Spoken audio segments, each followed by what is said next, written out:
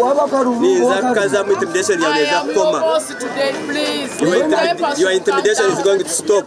That impunity that you are putting on people is going to stop. Wake up. You are going to wake up. In the military, you must wake up. Idiot. You must wake up. This was a verbal exchange between Theodore Ssekiubo, the incumbent member of parliament for Lwemiyaga County in Sembabule district, and retired Brigadier General Emmanuel Rwashande, who secured the NRM party flag in the contentious party primaries. After losing in the NRM primaries, Ssekiubo did not give up on trying to challenge a war general who is seeking to unseat him. Ssekiubo has presented the constituency for at least 3 terms. Their first fight has set another political battle which has sucked in the Electoral Commission. According to documents which NTV has accessed, Ssekiubo on 29 October 2025 wrote to the Electoral Commission requesting for academic documents his opponent Rwashande submitted to the electoral body. According to the Electoral Commission, this is provided for in the electoral laws. After receiving Rwashande's file, Ssekiubo and his legal team scrutinized the documents, found anomalies, and petitioned the Electoral Commission on the 14th November, claiming that Rwashande was wrongfully nominated. However, the Electoral Commission's returning officer, Gracious Areja, responded to a formal petition from Ssekiubo before it was submitted on the 14th of November 2025. Julius Muchunguzi is the Electoral Commission Public Relations Officer. How can a returning officer respond to a petition that has not yet been written? Is that in order? I am not aware of a returning officer who responded to an imaginary situation, because we don't have foreseers or prophets who foresee what is likely to happen. This is one incident that leaves many unanswered questions on who is dealing with who inside the Electoral Commission, which is supposed to be neutral. Does that speak to the inner games within the Electoral Commission? No. Because we're talking about ifs. Because unless if we are discussing... It has happened.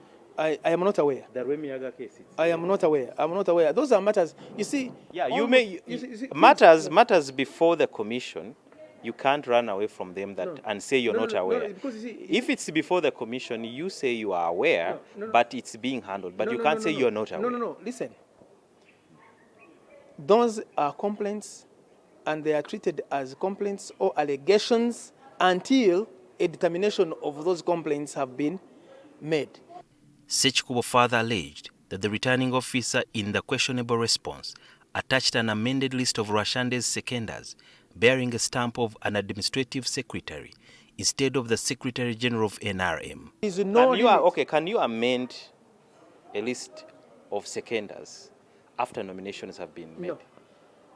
No, I'm not aware of... I'm saying, can you? Is it provided for within the electoral laws? No. Once the nominations have closed, what you submitted what was endorsed at the closure of your nomination is what is on the record.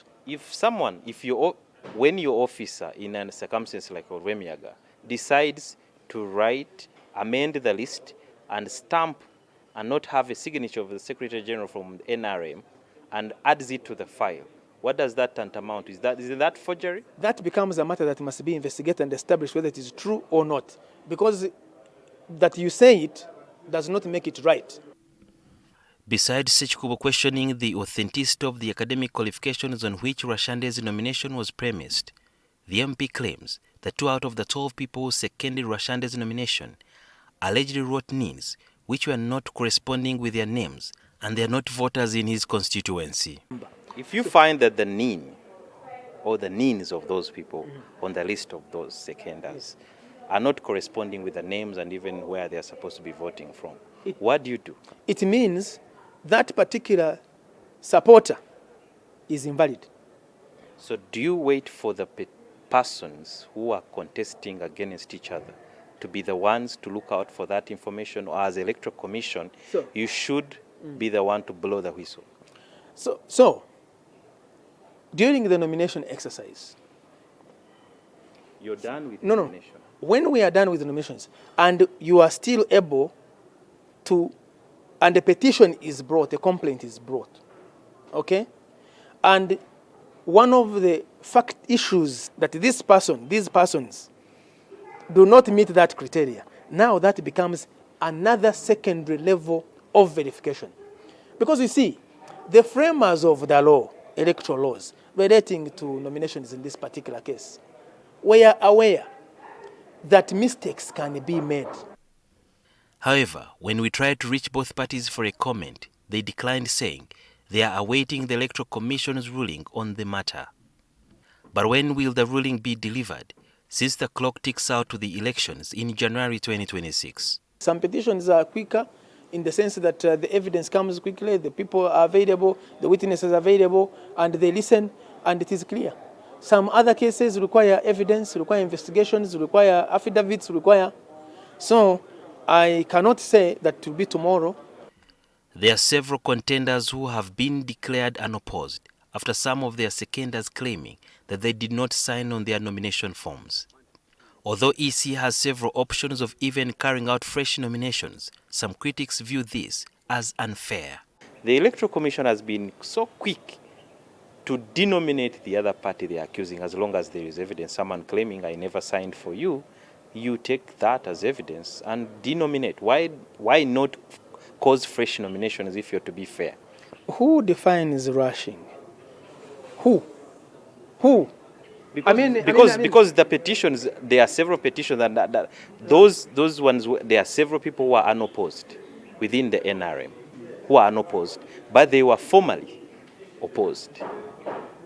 But after petitions have been heard, people are denominated because there is some evidence here and there, or people claiming that actually I never appended my signature on your seconders list. There is no decision that the Commission takes without subjecting every evidence, every submission, every complaint, every witness to the maximum scrutiny of the law. On Tuesday, the Electoral Commission and lawyers of Ssekiubo and Rwashande met for the better part of the day, looking into this matter. It's not clear when the ruling will be delivered. Sudhir Byaruhanga, NTV.